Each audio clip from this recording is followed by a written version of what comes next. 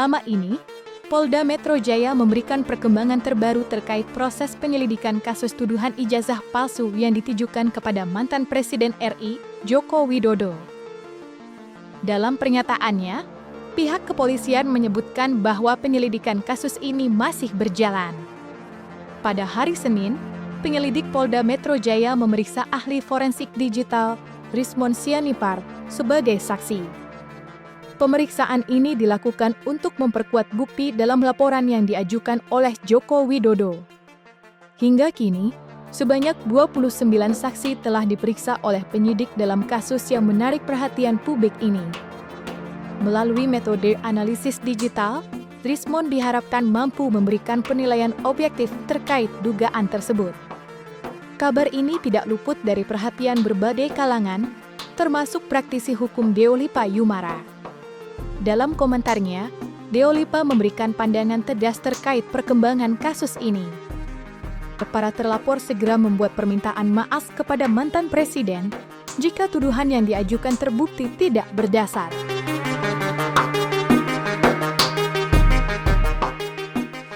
Kalau menurut saya, buru-buru minta maaf. Supaya apa? Supaya jangan panjang urusan. Jadi kalau kemudian ijazahnya Jokowi sudah dicek oleh puslapor, mereka bilang, ya kami temukan bahwasanya ini ijazahnya memang otentik dan asli. Kemudian ini dibarengi dengan penelitian mendalam, dibarengi dengan saksi-saksi bukti-bukti yang sudah kami analisa, kami tanya segala macam dan memang valid. Ya sudah valid, apalagi? Karena mereka paling berwenang. Jadi Barreskrim bisa menghentikan itu laporan-laporan dari orang yang menuduh. Kenapa? Ya karena mereka udah neliti. Begitu. Jadi nggak perlu sampai pengadilan, stop. Gitu, tidak ada unsur pidana. Itu kan yang terjadi. Karena tidak ada unsur pidana ya selesai. Artinya apa? Patut diduga memang tidak ada unsur pidana terhadap laporan si Roy Suryo CS kepada Jokowi. Ya kan memang ini ternyata asli, ya sudah selesai. Mabes Polri punya hak menghentikan setiap penyelidikan maupun penyidikan kalau dirasa tidak ditemukan unsur pidana di tingkat awal. Mereka hentikan.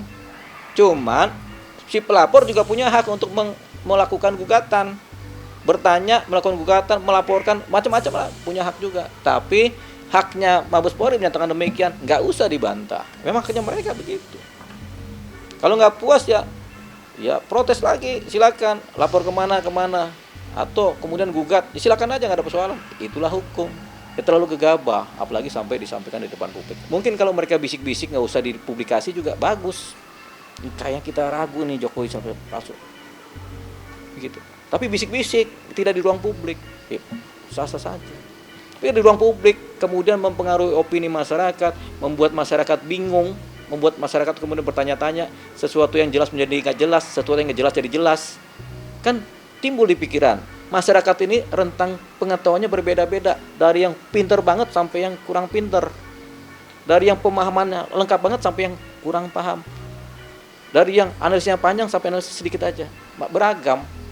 Sehingga nggak semua masyarakat bisa memahami apa yang terjadi. Nah, timbullah tafsir menafsir, kira mengira,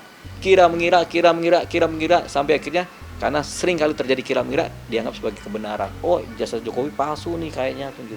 Akhirnya timbul pertanyaan itu. Itu yang disebut pencemaran nama baik, pencemaran terhadap harkat martabat seseorang. Kenapa?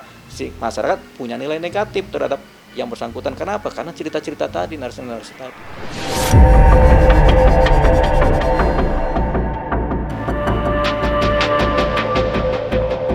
Sementara itu, di Badan Reserse Kriminal, Barreskrim, kasus dugaan ijazah palsu yang melibatkan mantan Presiden Joko Widodo telah dihentikan. Setelah melalui penyelidikan mendalam, penyidik tidak menemukan adanya unsur tindak pidana dalam perkara tersebut. Keputusan ini menjadi penegasan bahwa tuduhan yang dialamatkan kepada Jokowi tidak memiliki dasar hukum yang kuat. Terkait perkembangan ini, praktisi hukum Deolipa Yumara kembali memberikan pandangannya. Ia menyoroti berbagai analisis dan pembelaan yang telah disampaikan oleh para terlapor selama proses penyelidikan berlangsung. Kalau ijazah asli kertas itu ilmu karbon, gitu. Tentu ahli ilmu karbon yang bicara. Nah, karena dia adalah dokter, ya dia nggak pantas membicarakan yang bukan bidang dia. Jadi secara saintifik tidak ketemu, putus dia. Tapi kalau ahli ilmu karbon ngeliat ini ijazah, kertasnya tahun berapa, dicetaknya kapan, ada karbonnya bagaimana, kemudian masa itu apa aja yang terkait dengan kertas ini. Nah, ahli itulah yang kemudian menganalisa menjadi disebut sebagai penelitian yang metodologis, yang saintifik. Tapi kalau seorang dokter kesehatan, dokter rumah sakit memeriksa ijazah secara ilmu karbon, ya nggak ketemu, karena bukan bidangnya. Ngecek ijazah orang, nggak masuk, apalagi pakai saintifik, bukan, jadi bodong itu. Nah, itu baru dokter Tifa. Secara metodologi bisa, tapi saintifiknya nggak dapat, keilmuannya nggak dapat. Metodologi kan bisa, ilmu-ilmu. Tapi belum tentu juga seorang Roy Suryo itu menganalisa pakai ilmu metodologi yang sempurna, yang pakem, yang berlaku dalam keilmuan di universitas. Atau keilmuan-keilmuan dasar dalam meneliti.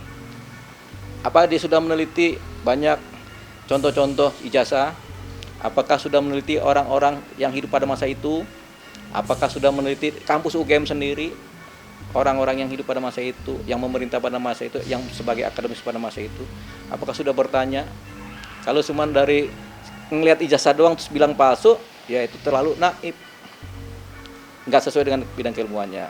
Kalau persoalan ijazah asli atau palsu itu kan cuma persoalan kertas. Kertas ini asli atau palsu nih kertasnya, tanda tangan asli apa palsu, kan begitu kan? Apakah ini kan sederhana? Dan ini adanya di analisanya akademis ada. Akademis penentu bahwasan ini asli palsu ada UGM-nya. Kemudian kertasnya ini asli atau palsu juga ada, ahli ilmu kertas. Tulisannya ahli ilmu tulisan. Tintanya ada juga, keaslian tanda tangannya juga ada, ahli forensik, ya kan? Itu kan semua ada di Baris Krim juga ada itu. Puslapfor, Pusat Laboratorium Forensik. Itu kan ahli-ahli semua tuh di bidang-bidang itu. Ya mereka yang paling pantas meneliti. Bukan seorang Roy Suryo atau seorang Dr. Tifa yang latar belakang keilmuannya nggak ada sama sekali di bidang ilmu lab krim, lab for.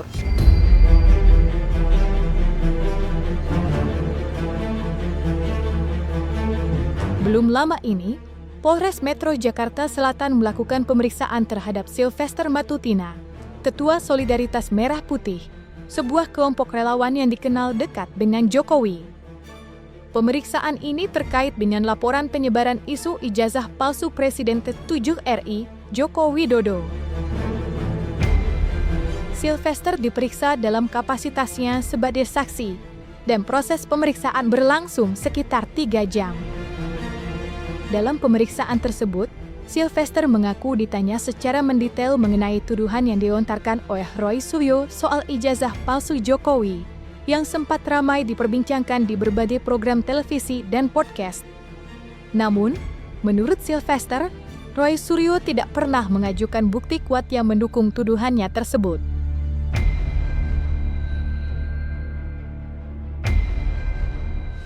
Ya, jadi saya datang untuk klarifikasi dan jadi saksi lah ya, saksi untuk pengaduan dari Pradi Bersatu terhadap saudara RS yang menuduh ijazah Pak Jokowi palsu. Jadi tadi saya diperiksa hampir 3 jam dan ada sekitar 40 pertanyaan yang saya jawab dengan sepengetahuan saya apa yang terjadi. Di salah satu program TV ya, program podcast TV lah, intinya bahwa saudara RS menuduh Pak Jokowi ijazahnya palsu, tapi saudara RS tidak mempunyai bukti-bukti atas tuduhan itu. Jadi waktu itu saya sebagai narasumber di acara itu bersama saudara RS juga, dan ada sekitar 6 narasumber yang lainnya. Beliau ini kan, RS ini kan bukan siapa-siapa yang bisa mengatakan ijazah orang ini asli atau palsu. Ya kan, harusnya yang mengatakan itu adalah pihak resmi, ya kan, yang diakui oleh negara, dalam hal ini Laboratorium Forensik atau Mabes Polri atau putusan pengadilan. Ya, jadi kita nggak boleh ya kan siapapun menuduh orang itu ijazahnya palsu, SIM-nya palsu, terus sertifikat rumahnya palsu, apabila kita tidak mempunyai